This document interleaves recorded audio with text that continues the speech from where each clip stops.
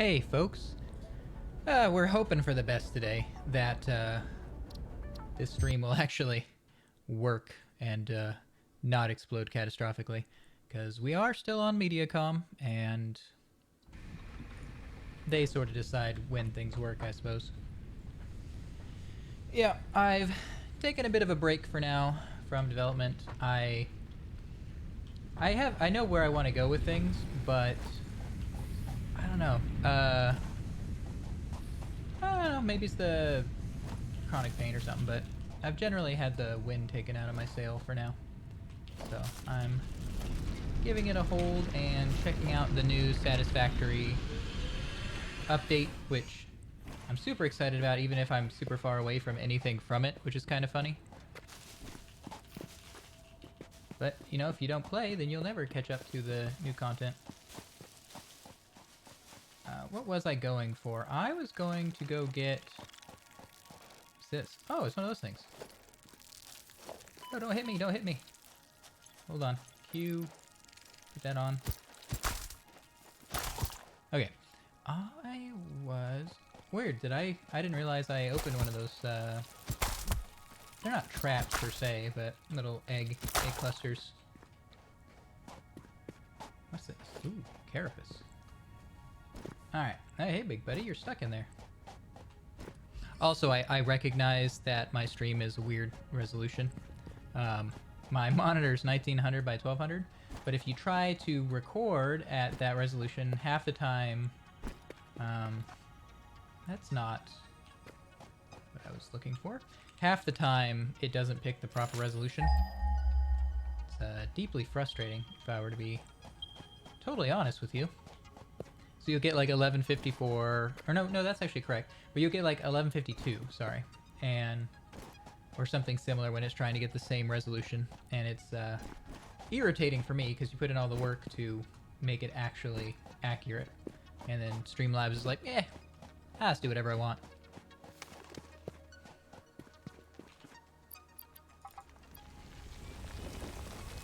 So yeah, it's pretty funny. So I've been keeping sort of oblivious to what's going on in the world, as they say.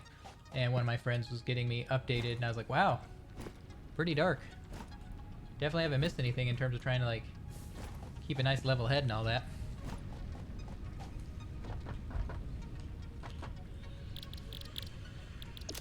So our next course of action is to automate making concrete. I think that's correct. So now we got to use our thinky brain, you know? Because obviously the first thing we need to make is another portable miner. And then...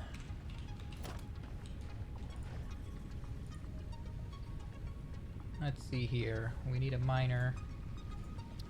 Oh, I apparently already had one. Okay, well, iron plates. Let's do it. Huh.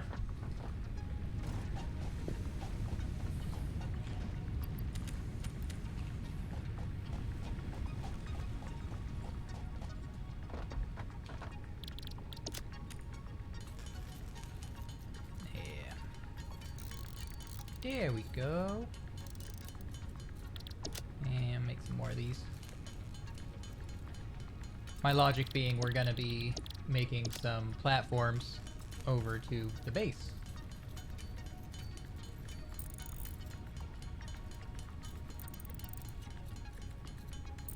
Yeah, I'm a little disappointed today because I got invited to another stream to play Magic against Tomer of MTG Goldfish. If you happen to be a Magic person, you probably know who that is. He's a very nice guy who is putting himself out there, letting random people play with him every week. Like, it's super cool, you know. It's really impressive how well he handles it and keeps people, like, keeps it from falling apart with, like, somebody being kind of rude or something. But yeah, I'm disappointed because I got some stuff going on tomorrow, and I thought I'd be free to do it, and I was rightly reminded that I'm definitely not free.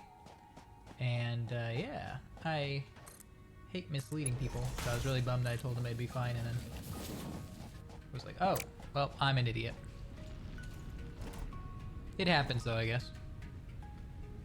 Hopefully he notices my message early enough and finds somebody. Or, if he doesn't, maybe I'll get back in time, who knows. But it's for a good reason, so I guess I can't be too upset. But yeah, I like it so much more than Arena. Arena is this parasitic thing that just drains all the joy I have with Magic the Gathering out of me. And I don't want that, you know? I want to enjoy Magic. The game I grew up with and liked a whole lot. So, that's another one of the things where it's just kind of sad to watch how little Wizards of the Coast, or Hasbro more realistically, how little they care. It's very clear to me that they just see it as this source of income. It's not a creative endeavor. It's not anything that has intrinsic value. It's just another product, like you would make your 50th version of Monopoly or whatever. And that's disappointing. That's one of those things about capitalism that I find pretty depressing, I suppose, is just this whole, like, not valuing things, just sort of seeing everything as a product and the end goal being money. And it's like, you know, eventually you're gonna die. And I feel like it's, maybe people don't care, but I feel like it's kind of nice to have some legacy that you leave behind. To have people go, wow, that clockmaker, or that company that makes clocks produced this amazing clock that, you know, it stood the test of time, and everyone's just, they talk about it, make videos about it, and all this other stuff. But unfortunately, that's just not the way of things now.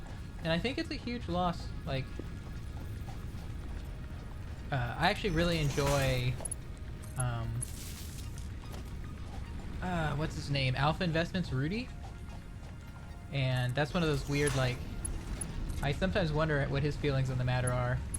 Because he's a real into business, right? Guy owns houses, he's a landlord, and I think he said something like he does like $250,000 in Magic sales. I don't know if it was a week or a day, but either way, just insane throughput, if true, which I'm suspecting it is, because that'd be a weird thing to, like, make up, right? Like, what do you gain from that, especially somebody like him who's already got a house and stuff. So it's not like bragging about fake things on the internet is something you really do at that point in your life. I don't think. I guess maybe I'm naive. I mean, I know I'm naive, but yeah, I'm just curious, because I know for him, he talks about the thing that he thinks is really cool about sort of the MTG finance stuff is that it's the rarity of the cards and sort of the fact that they're hard to get. That's something he finds really special. And I wonder if he thinks that at any point that sort of clashes with the art side of things, but maybe it doesn't. Maybe it's just like the Mona Lisa or something where it's very rare and that's something that makes it special to people. I honestly don't know. I'm just a rube. But yeah. So I really like, I know that was a roundabout way to get back to it, but I really like MTGO because you can just get the cards you want or even borrow them from services and play against people with no real stakes besides having fun. You're not worrying about is that biomass? You're not worrying about, oh yeah, I want to check this out, by the way. They changed this. Neat. Man, I was real close. I was on the edge there. But in Arena, you're playing in order to win stuff, to win gems and things like that. You're not really playing for fun per se. I'm sure some people find it fun, otherwise the game would probably be not around. But there's this focus on finishing quickly, because if you finish quickly, then you can earn more gems for that day, because there's 15 wins per day and 15 wins per week that are both things that you can do. There's also daily goals. And so people will play it and build their decks around the quickest possible win, which usually results in these non-interactive combo decks, which maybe you find fun. I don't know. I find it pretty miserable pretty quickly, just because you see the same things over and over. And there's a coworker I have who plays quite a bit, and whenever he talks about it, he's always just talking about how he sees the same decks every day. And I felt the same thing when I got up into late gold. I was like, oh wow, I'm just fighting the same few decks. And because it's best of one is the one that people play the most, again, because of the speed for winning resources and stuff, you can't really build your deck to have good answers for all these different combo synergies. And so you're generally just, the winner, who wins and who loses is sort of determined by who goes first. And that can be really depressing. Like, the only way that you can get out of that cycle is if they just happen to have terrible draws and you just happen to have god draws. Otherwise, it's not fun. And that's disappointing because as far as games go, it's one of my favorites. It's something Rudy said before, that it's like the greatest game ever made. And I don't know if I'd go that far, but it's certainly, incredibly engaging. And the social aspect of it, like talking with other people, you can't do that on Arena either. And you might think, oh, it's because people would be too toxic. But I actually think it's because it would go by too fast. Because on MTGO, people talk all the time, and the vast majority of the people that I meet on there are positively sweet, funny people, friendly people. Even when and I'm gonna out myself here, I recently realized there was no way I could win because one of the other players ramped out on turn 1. The power level difference between us was just absolutely phenomenal.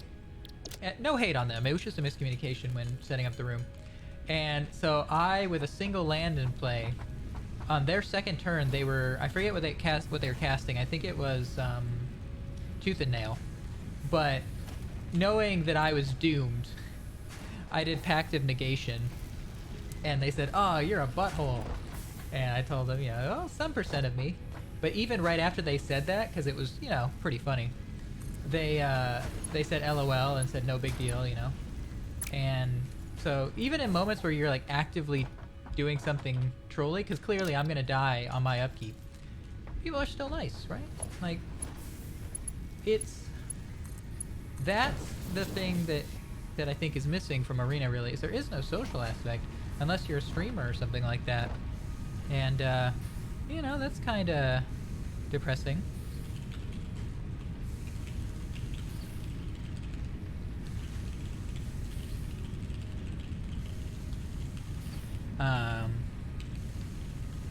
Yeah, so that's, I don't know. It's sad that the one that makes all the money is the one that I find the least interesting. I guess, isn't that the way of the world, right? Is when you get older and I know I'm not like super old, but I'm in my 30s and I already feel kind of out of touch with what makes money. But then again, when I was a kid, I guess I couldn't grasp why certain things made money, so maybe I'm just bad at business. Like, for me, I feel like the ultimate situation to be in is one where you create something beautiful and make a bunch of money off of it. A good example would be Stardew Valley. Stardew Valley is, in my opinion, an absolute work of art. A beautiful creation that it's so good and so, I don't want to necessarily say perfect, but it is so beautiful and pure that I struggle to play any other farm simulator games, because I play other farm simulator games and I think to myself, I could be playing Stardew Valley instead. And that to me is magical. When you can make a phenomenal amount of money creating this beautiful thing that you can be incredibly proud of, and you made it, you made it for yourself, right? Like, he set out to create this thing, not because his bosses or whatever thought it was the next way that they would make their next million or whatever, but he wanted to make something really cool. And yes, obviously he wants to make money because we need money to buy food and other things like that. But he didn't sacrifice, I don't want to say the sanctity, that's really pretentious, but he didn't sacrifice the quality of the experience in order to maximize revenue. Basically, he, in my opinion, did what used to make video games amazing to me when I was younger. And we're going to circle around back to Satisfactory shortly because it's the same here. But he made this game that doesn't have a bunch of DLC. It doesn't have a microtransaction store. It doesn't have all these things that are nickeling and diming you, making you feel like you're missing out on things that other people have. And it's sold like gangbusters on every device that it's been on, which for a single person or even an indie team, that's perfectly fine. It's just not something that'll ever be attractive to enormous companies. They will always want, as Jim Sterling and others have said, all the money. And I do like, I hate putting a morality, just because obviously I'm not the final word on what is just and what is right and all that. But just for some people, they think like, if you're the point of business is to make money, and I feel like that's a really bad end goal, because you get into a position like where we are now, where you've got insane climate change problems and disparities in income between people and just general unrest across the world, right? And all of these things are not, you can easily have all of these things and have every business focus on just making money. And you can prove this to yourself by just looking outside, right? And to me, I feel like there needs to be some expectation that you'll make all the money you can make without, and again, I lack the verbiage, I think, to give this better nuance, but basically make all the money you can make without sacrificing your humanity, without, hurting people or just doing awful things. Because the problem is that there's basically a blanket defense, not the problem, there's always more than one issue, but there's sort of this blanket defense for doing awful things because it's like, well, they're just a business, that's what they're supposed to do, is make money. It's your job to not buy from them if you don't like what they're doing. But the problem is that doesn't really work. Like, just because you don't buy from, say, Electronic Arts, they still make billions of dollars a year. And, oh, interesting, I can kind of go on the wall. They still make billions of dollars a year, even though someone like me hasn't bought a game from them in something close to 10 years. Maybe longer. And it's also why, or it sort of feeds into another issue, which is you can't really just have business do whatever it wants and be like, it's fine, it's just business. Because ultimately, they are not the only factor in their success. Every business gets where it is by its employees. It gets where it is by, handouts or whatever you want to call it from government bodies. And in some cases, internationally, it gets support by having incredibly low or 0% tax rates. Like, they have all of these things working for them that eliminate, what a weird topic of discussion while jumping around a bunch of factory buildings. But they have all of these different things that eliminate the actual foundation of a free market. It doesn't actually exist, and I don't think it ever has in my lifetime, probably won't in any of my nieces and nephews' lifetime either. It's sort of this scapegoat for just not critically analyzing problems. Just being like, well, free market, blah, blah, blah. And I think, obviously I can't read other people's minds, but I do wonder how much of that comes down to people thinking that they need it to be this way because maybe they'll be the next person to get rich from it. And I do suspect if somebody has that mentality, they are not going to get rich from it. They're just going to be another, cog in the machine or what have you. And if somebody's happy with that, then I can't judge. That's whatever. We all have what we value and don't value in life. But, yeah. And again, coming back around to Satisfactory, this game is very similar in that Stardew Valley mentality where a funny example, there's this shop that you can get. It's like a ticket shop. I forget what it's called. But when they first revealed it, people got really mad. Like their YouTube and social networks and stuff were full of confused people who thought they were adding in a cash shop, which, you know, it tears down sort of the, again, for lack of a better word, it tears down the purity of this game. And so folks were furious. And then they had to come out and be like, no, it's just part of the game. Let's see if I can show you. It was this thing, the awesome shop. So people saw this and they saw the little tickets that go in it and they're like, oh no, like there's a cash shop coming. How could you guys do this to us? Like we thought you cared.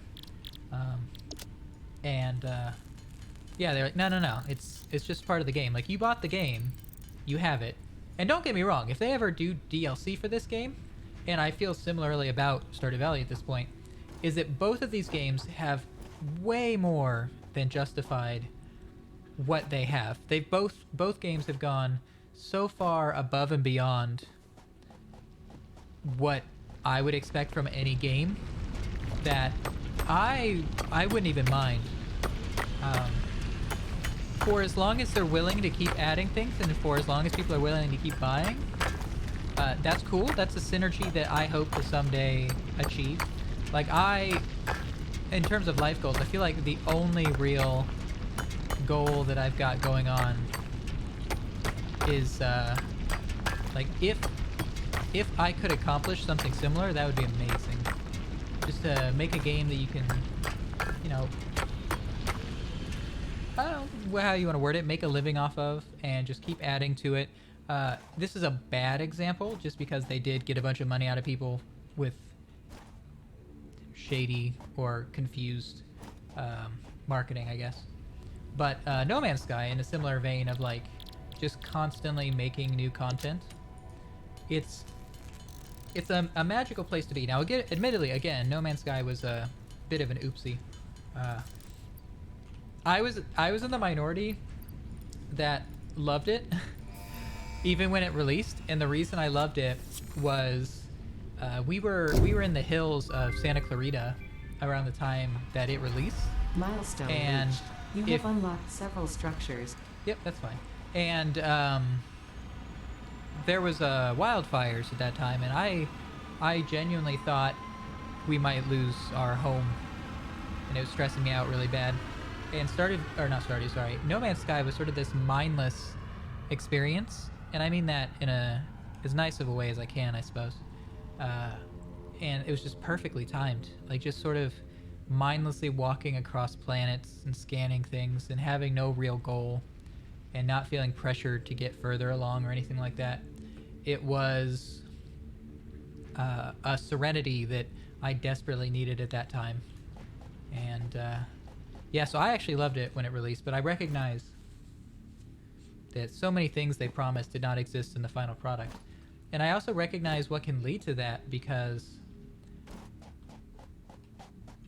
again, not to excuse Sean Murray, but as somebody who does professionally do software development for whatever that's worth, and personally fumbles around Unity in their free time, it's easy for your eyes to be bigger than your stomach, where you have all these really fun ideas of things that you really want to do and you know they're possible, but you don't necessarily know how long it'll take because you can't foresee every variable. And now with something like No Man's Sky, once Sony has their claws in it, and I'm not trying to blame Sony for this necessarily, but I'm just talking. Once Sony has their claws in it, you can no longer just keep working. You can't just say, okay, we haven't finished all the things we promised. We have to release a game and then fix it in post. This is a very real problem that happens for just about anybody who's working in the professional space. Milestone exchange concluded. Thank you. You have software that you want to make, but you also have shareholders and all these other people who are handling the money who don't want to wait. It's all about short-term gains and quick turnaround, right? And so Sean Murray is in this middle ground where he doesn't necessarily have experience with this. Like, they've made some games before, but they were small titles, and I believe they were self-published. I don't remember for sure, so please don't get mad if I'm wrong there. But those Joe Danger games were small, tight experiences, relatively speaking. And so when Sean Murray gets in front of people and starts talking about all the cool things that he wants to make in this game, as far as he understood it, it's very possible that they were planning to do all those things initially. And what happens is, again, once Sony locked in on it, they suddenly have due dates. This thing has to be done by X day, period. And the further you get along, the more you start realizing that this just can't be done. However, you will get elbow dropped from the atmosphere if you go out and tell people that you're not going to have the things you promised after making an agreement with a multi-billion-dollar company. Like, I know, and again, this is coming from the guy who just doesn't like all this stuff, but it can be easy to look at Hello Games, and I think that's their name, and see them as like this evil, sinister villain. But they were really in a awful position. I'm not excusing what they did, but they were in an awful position. Because if they came out and were honest to customers about the state of the game and what they would actually be able to get done, there's a very good chance that they would have been sued into oblivion for screwing up any sort of contracts that they had. I would be beyond shocked. I would be mega shocked if they had the freedom to just say, oh yeah, no, we're in way over our heads. We are effed. Like, if that was the case and they had that kind of freedom, I would be gobsmacked, for lack of a better word. And again, it doesn't excuse things, but it's something to consider, is that when you're dealing with small teams, especially if the people talking for those teams are developers, they're going to do what I do. They're going to get excited about new ideas, and they're going to promise a bunch of things, not because necessarily, I'm not saying always, some people are just going to try and just trick you with snake oil. Like, Star Citizen, I think, is actually in that domain, and maybe I'll rant about that in a little bit, since I'm just kind of ranting today. But it's not necessarily because they're evil, it's because this sort of job is mesmerizing. Like, making things and seeing it work immediately is almost impossible to put into words if you've never done it. Even something as little as Hello World. The feeling of that is, I don't know if I said life-changing, but genuinely life-changing. Once you've done it once, you kind of never want to do anything else. You're in this like mentality of, I can do anything, and it feels amazing, like absolutely without equal. And I'm sure that's how artists feel and writers feel, all these creative people. And I'm not saying the development's necessarily as hard as those things, but as you do it, you just kind of, you want to do more, and you want to like take yourself to the next level beyond your skill, right? Your eyes are bigger than your stomach. It's almost impossible to get away from. And so if you turn to people who have, I wouldn't say a condition, but if you turn to the people who are in this sort of mind space where every idea you throw at them, they're like, oh, that sounds cool, let's do it. And you put those same people in a relationship with a company that is only concerned about their quarter four, you're gonna be really disappointed as a customer, because the odds that they're gonna be able to finish all those things that they genuinely want to do, pretty much zero, unless they come up with really clever solutions. And it's not to say that the Hello Games people aren't clever, but a lot of what they wanted to do was unlikely to get done. And I think at some point they also had a flood or something like that. Yeah, so I feel like in general, people should temper expectations anytime an indie team is acquired or is getting exclusively published by a what's the word am I looking for? Is exclusively published by a major company. Once that happens, you really need to assume that while they will try their best, there is a good chance that they're just gonna get maybe the innocence beaten out of them. I suspect is what I'm thinking here. So, and again, that's not to doo-doo on Hello Games. It's not to doo-doo on other people. In every way, wow, this is just an absolute mess. In every way, I think it's really cool that they finished their product, or not product, that they finished their game and were able to keep adding to it and to keep working, and that it didn't just get abandoned, because I'm sure you've played many games where they just immediately get abandoned, right? Like sales don't meet expectations, and instead of fixing them, they just drop it. I mean, look at SimCity 2012, whatever it was. Like, did you see a bunch of updates for that? No, it was like one major update. I think it had like one DLC, and then it was gone. And to see them avoid that fate, admittedly, with working off the back of a bunch of money from people expecting something and not getting it. But the fact that they kept doing it, to me, is admirable. And the fact that they just kind of vanished, like, instead of trying to quell the beast, which they never would have accomplished, people were so mad that there's nothing they could have said that would have mattered. But instead of doing that, they just worked on it.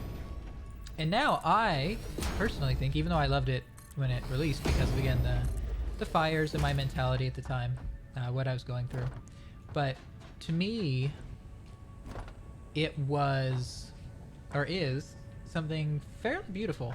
I mean, there's some obvious, I'm not gonna say shortcuts, but there's obvious little hacky things that once you realize what you're watching, it's a little bit less impressive. Like the whole infinite universe thing.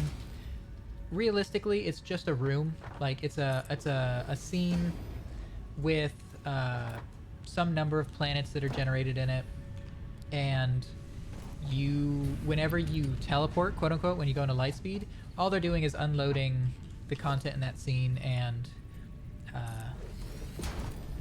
and loading in the next planets following a seed that was provided.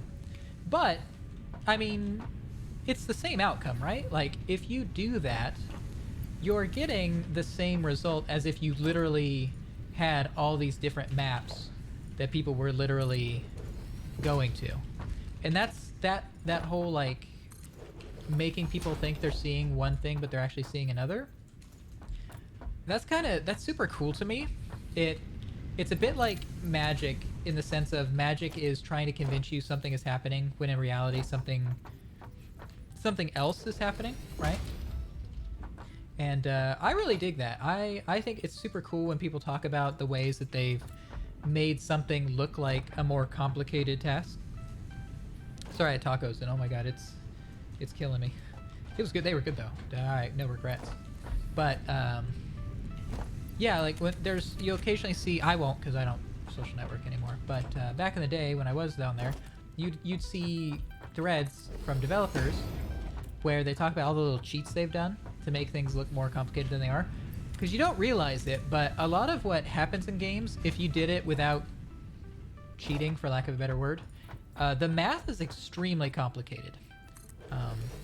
When I went to college, I wanted to do computer science, but I couldn't, because the math requirements for computer science were absolutely obscene. You needed more classes for the computer science degree, initial math classes, than you needed for a math degree, at least at the time when I was going to Western Washington University. And I was just, there's no way, right? I love math. I find it very exciting, and I love to engage with it and try my best to understand it. But, you know, I'm a bit of a rube. There's concepts in it that just go way over my head, even if I do love watching things like Mythologer. But there's no way. And it does bite me in the butt sometimes. Things like quaternions, rotation, which is what quaternions are, but Euler angles, like, I I try to wrap my head around it, but for the most part, you just kind of need to use the tools that are provided to you. Most engines and most languages have a lot of really incredible tools made by really incredible people that let you do things that are far beyond your knowledge level. And I think that's super special, just the whole working off the shoulders of giants. Which, I mean, that's what that comes down to, right? Is, God, I love building on these platforms so much. Sorry, I got distracted. But that's really what it comes down to, is, we could probably just run this to here for now. Awesome. And you actually kind of saw a little cheat there. The box despawned and respawned, and now there's two, not box, concrete. But yeah, it's so cool that instead of development being locked down to just the highest of high level nerds, even, you know, dum-dums like me can do it, and you can do it professionally. And in this field, you can meet people who are stupendously smart. There was a fella at my last job that, younger than me, which, you know, with each passing year is easier and easier to do. But I never once, and maybe I just don't have as much of an ego as I think I do, but I never once was annoyed when he would give me advice, because he could see things in code or in problems that needed to be solved in ways that I kind of could only dream of doing. And it was pretty much incredible to watch him work. He was one of a couple people who mentored me when I first started doing development about... Well, he came in later, but within the last 7 years. And I don't know how much they were paying him or are paying him, but he was and is worth every penny. Just one of the most incredible people that I think I've ever met. And that's one of the cool things about this job, is that, you know, some sucker like me can meet these kind of people and work with them. And yeah, it's magical. If you can find it in yourself to try and learn development, maybe I'll do more videos to give people advice, or you can Google people who are better at teaching these things. I highly recommend it, because if you can make your way in a door somewhere, it'll be probably the most fun you've ever had. I would strongly suggest not applying for AAA studios.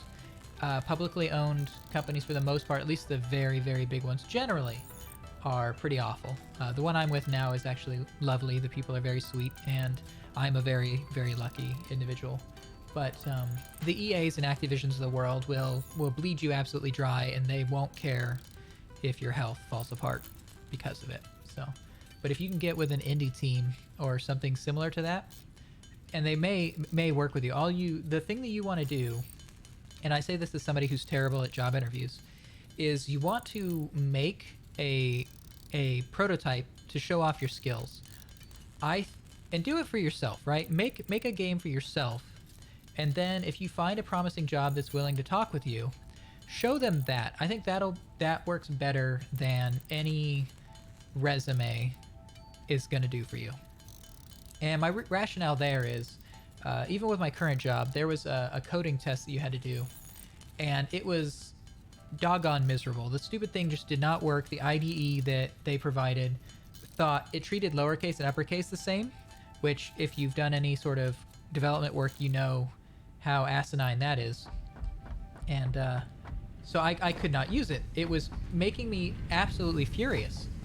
So what I did is I went into... Oh, I didn't put a storage container here? Well, stupid me, I guess. So what I did is I actually went into Unity, and I made an entire game that evening after I finished the coding test, and I sent them an entire game, again, that I made in the course of maybe 4 hours. It was a match 3 game, went on forever. I don't think I added in score, but it had animation tweens and some other things. Because I knew I could do these things. I knew what it was asking me to do could be done, but the awful, awful interview process that they had going. And again, they're lovely people. I just don't like the coding thing that they use. But it made me look a fool. My voice cracked. Made me look a fool more than I actually am. Right? Like we all have our limits to our intelligence, but I could do better than what it was making it look like. And is it shift? Oh, well, I'll just keep doing this. This is cool. I didn't know you could stack it like this. That's so cool. It's just they're nesting, but regardless, it just made me mad because if I'm not going to get the job because I'm not smart enough, that's one thing, right? But I want it to be a legitimate assessment of my skill, not how well I can use this garbage tier thing. Because if it had been in Visual Studio, I would have had no issues because Visual Studio actually works. And so I made them this game and sent it in, and lo and behold, they wanted to talk to me. I was like, oh, well, that's cool.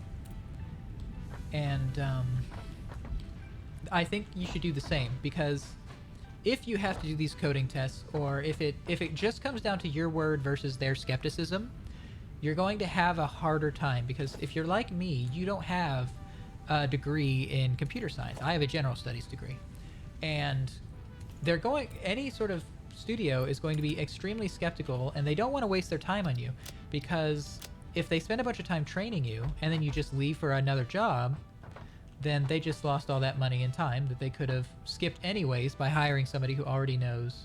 Interesting. The culling is like weird. That's always neat. Like, yeah. Oh, it's like transparent. It's intentional, I think. Anyways, they don't want to waste all the time and money that they could have spent, or could have avoided spending anyways, if they had just hired somebody who was already trained, right? That they didn't have to train.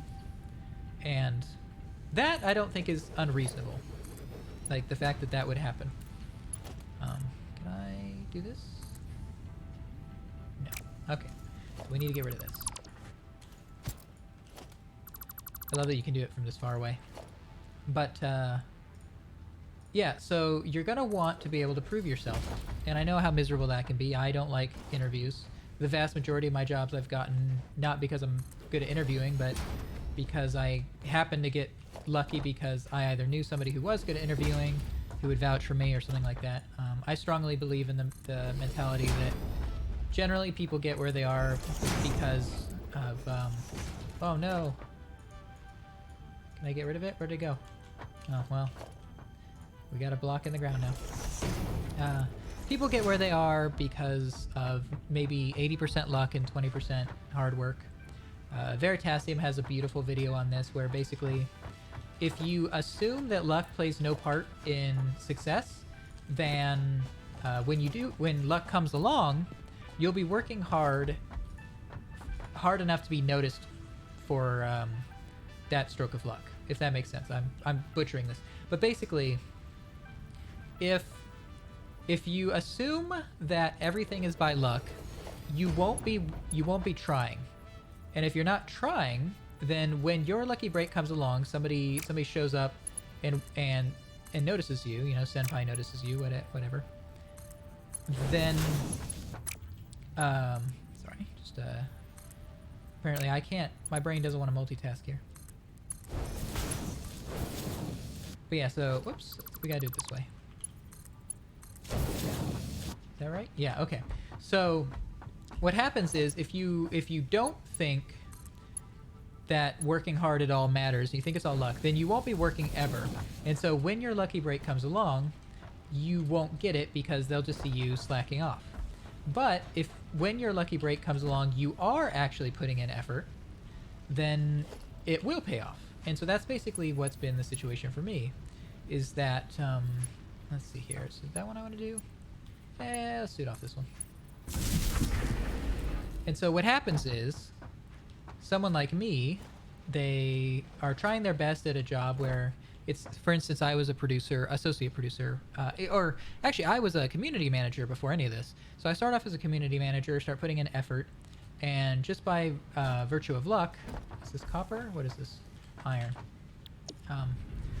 By virtue of luck, over time, my bosses happen to notice what I'm doing, and I get lucky enough that they like me, and I get chances to do further jobs. Like I get to move from community manager to associate producer and so on.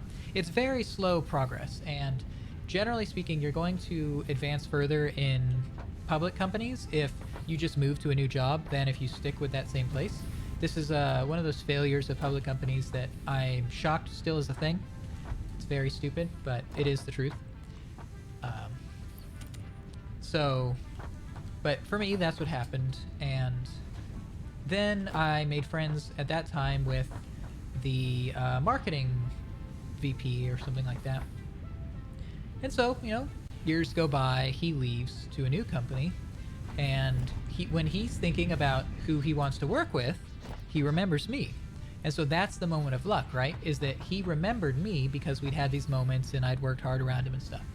So I get a contact from him asking if I want to come work with him again.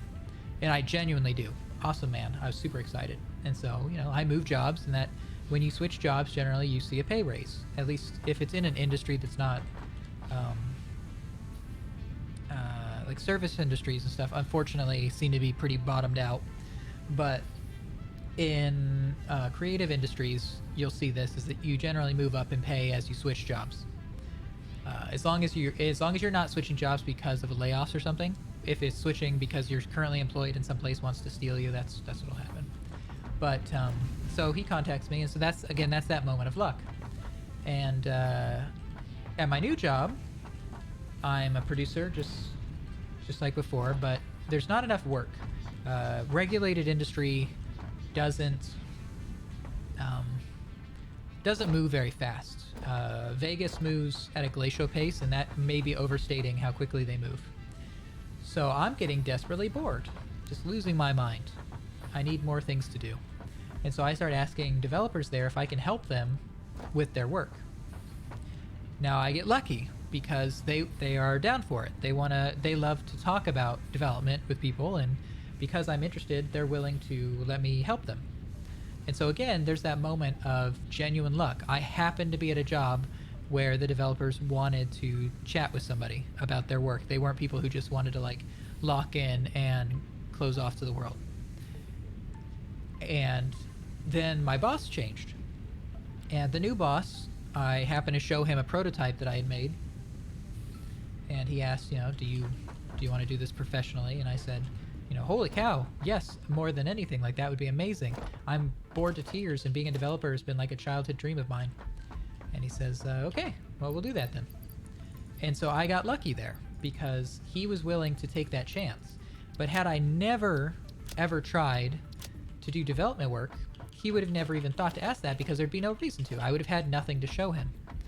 And it's that's the combination of, yes, you need to work hard, but it's not because working hard intrinsically makes you better off.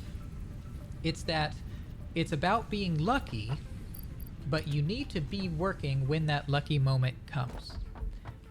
And I don't even know what to lead to this conversation, really, but maybe I'm just being nostalgic for something that's happening in real time. But it's something you have to consider. And so if you start doing development work, just make sure that you make some kind of prototype. It doesn't even have to be complicated. A simple match 3 or a simple... I would not recommend a platformer. Those are actually a lot harder to make than they appear. If you want to, though, I'm not your parents. Do what you want. Yeah, make a simple game, maybe a clicker or something. Show off some cool tricks with the engine that you're trying to do, and get it out there. Show it to people.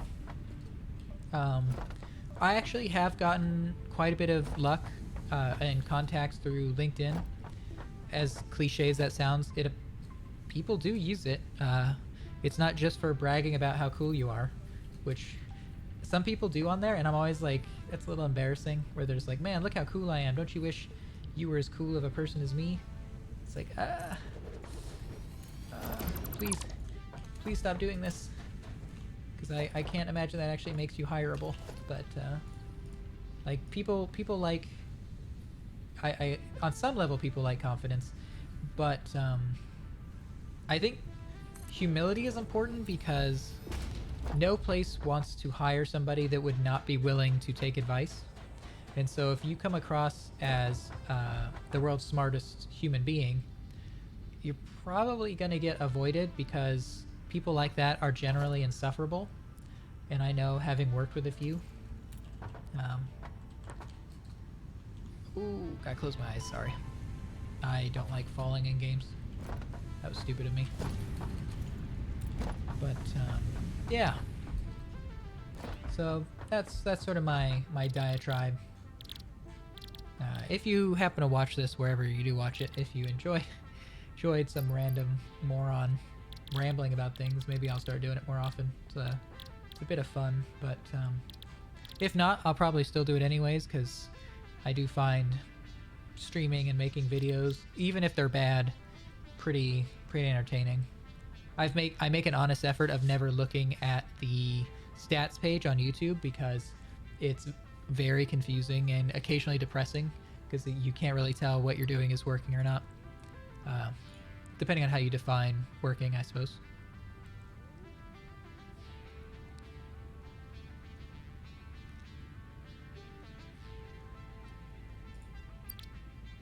What was I doing? He says after babbling so long that his throat hurts. I think we were trying to move more things onto the platforms because ya boy, he loves platforms. So that would be the next one. Can I just put it right next to this, I wonder? But, yeah, I would love to make more guides. I don't know where to start necessarily. My big thing with development guides is I find a great deal of them kind of insufferable. No offense to the people who make them, but there's this assumption of knowledge. Of, like, when people do the foobar thing, I hate it. Because it's just not intuitive. Where it's like, oh, you know, function foo does bar and debugs out foobar. Like, what does this mean? Can you give me some context that a normal human being can understand? Because what they're trying to do is make it not they don't want you to have preconceived notions of what is being done. They want to abstract it enough that you don't misunderstand. Nani? Nani? One sec. Is it this? I can't imagine. Oh, it was. Okay. But they, oh, it's so quiet now. Holy cow.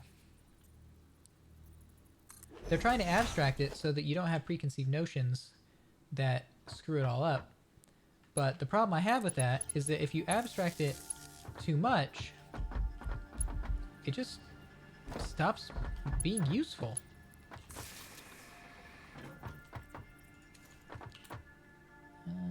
How's this looking?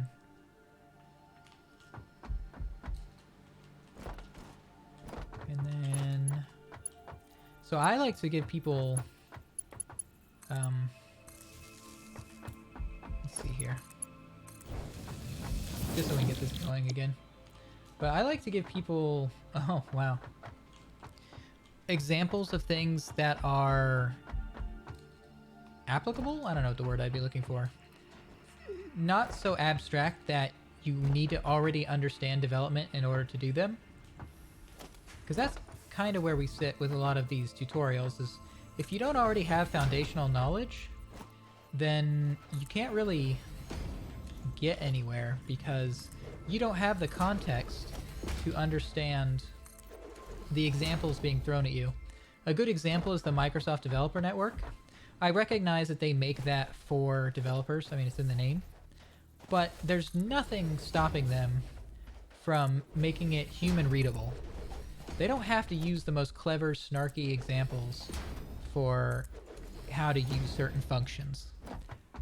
They do it, in part, I think, because academically, people feel like they're the cool kids on the block if they use obtuse examples for things. Like, I don't want to doo-doo on them too much. That's rude, but I just, it's so obnoxious to me. What do we need? Storage container? In general, being able to make, I think the quote, again, to be, in terms of being pretentious about the quote, somebody way smarter than me, but making things as simple as they can be, but no simpler. It's a kind of a cliche thing to bring up, but there's no reason to make things more complicated than they need to be, right? Like, you don't get points for making a really complicated example. But people act like you do when they make their guides, where it's like, oh, if my guide's kind of complicated, then that'll make me look smart and people will think I'm cooler or more attractive or something. I don't know. But to me, a guide that people can use, that they can understand even with basically no knowledge of development, or literally no knowledge, that to me is really cool. And maybe after my adulting stuff is done and life evens out, I'll focus on doing some of that, because I would like to get more people doing this sort of stuff. Because I know I recognize that puts, as they say, more competition in the field, but it gives people access to an outlet, some way of feeling, you know, better. Yeah, get emptying. But yeah, it gives people an outlet, and I think that's important, especially in this day and age, with people being so connected and always stressed out about things. I'm just a dude, so what I have to say is not necessarily important, but love this music. That's connected, but this is not.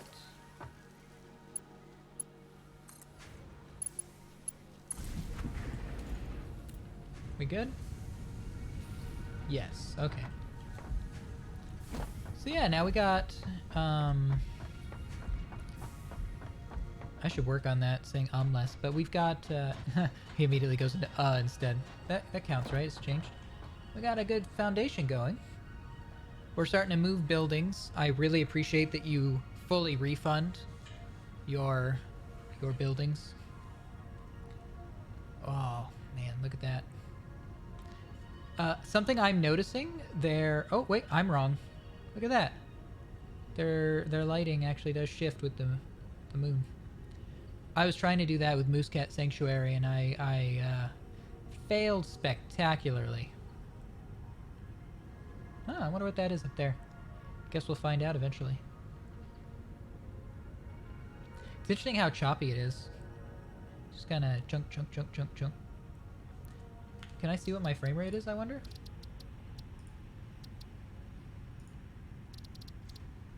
No motion blur, thank you.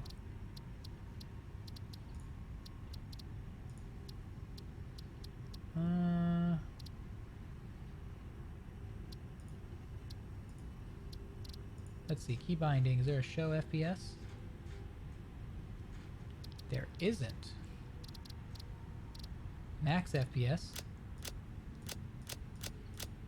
Let's cap it at my graphics card's or my monitor's actual frame rate. That makes sense.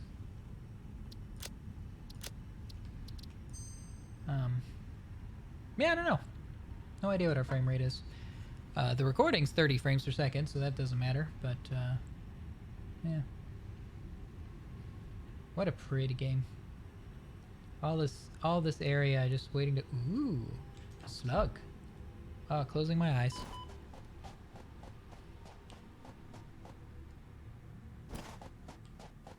Yeah, we come. What? Oh.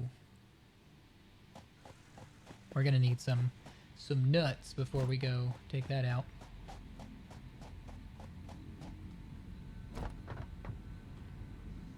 Maybe that'll be the conclusion of the stream and of the video, for that matter.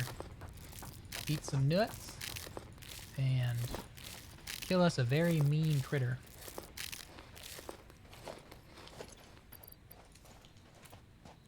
And then who knows?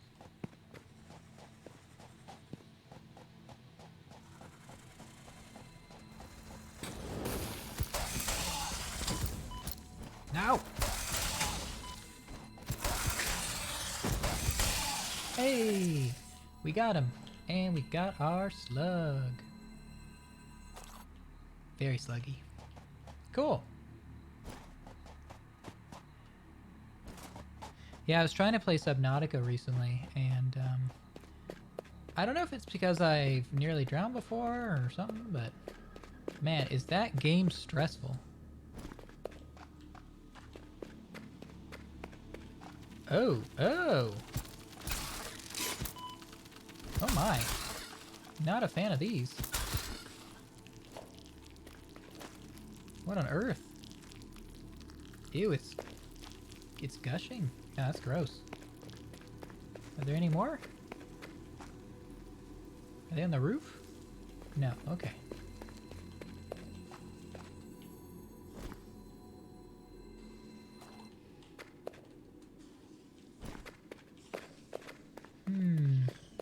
Do I hear more of them?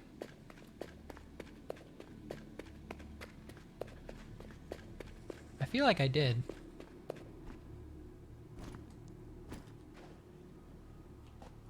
Yeah, no thank you. That, just as I was talking about Subnautica making me uneasy, that made me a little nauseous. Yeah, I've been trying to play Subnautica and I just get really stressed out by it.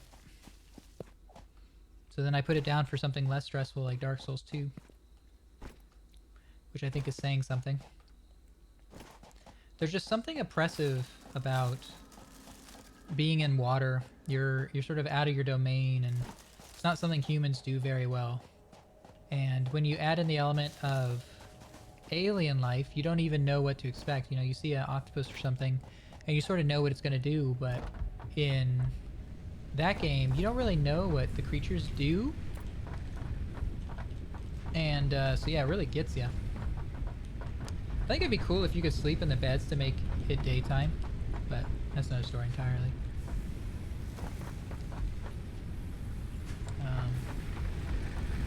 How are we looking? Pretty good.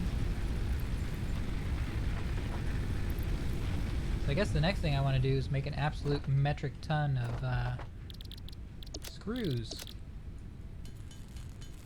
So we'll just cover that real quick. Yeah, we'll stop this soon, but